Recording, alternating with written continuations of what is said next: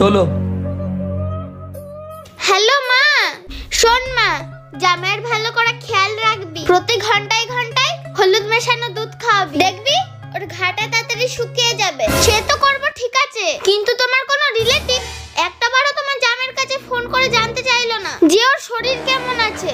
আরে এসব কথা ছাড়ো, কলার কথাটা বলো। আর হ্যাঁ মা, তুমি তোমার জামাইকে দেখতে এলে মাত্র এক ডজন কলা নিয়ে, তার মধ্যে আবার 3টে কলা পুরো গলে গেছিল। আবার ওর মধ্যে 3টে কলা পুরো গলে গেছিল। আরে মা, আমি যখনই শুনলাম জামাইয়ের অ্যাক্সিডেন্ট হয়েছে, আমি তখন মাথা ঠিক রাখতে পারিনি। আমি তড়িঘড়ি করে এক ডজন কলা নিয়ে জামাইকে দেখতে চলে গেছি। তোমার তাড়াতাড়ি আসাতে কি তোমার জামাইয়ের শরীর ঠিক হয়ে গেল? তুই সবসময় আমার সাথে ঝগড়া করার তাল করিস। দে জামাইকে ফোনটা একটু দে তো।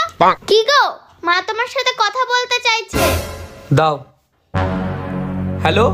হ্যালো বাবা, শরীর এখন কেমন আছে? ব্যথাটা একটু কমেছে?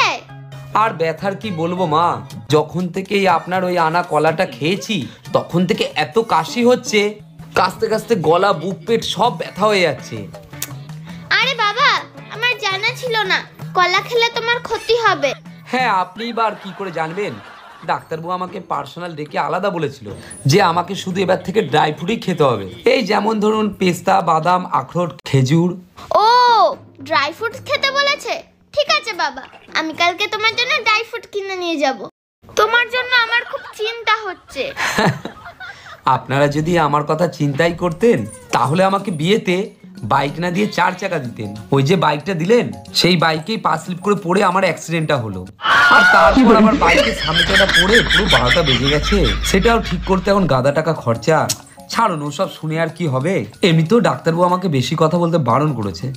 বাইক নিয়ে কোনো চিন্তা করতে হবে না বাবা, আমি কালকে তোমার শালাকে দিয়ে তোমার বাইকটা ঠিক করে পাঠিয়ে দেব। আর কালকে তোমার জন্য আমি 1 ব্যাগ ড্রাই ফ্রুট নিয়ে যাব। ঠিক আছে,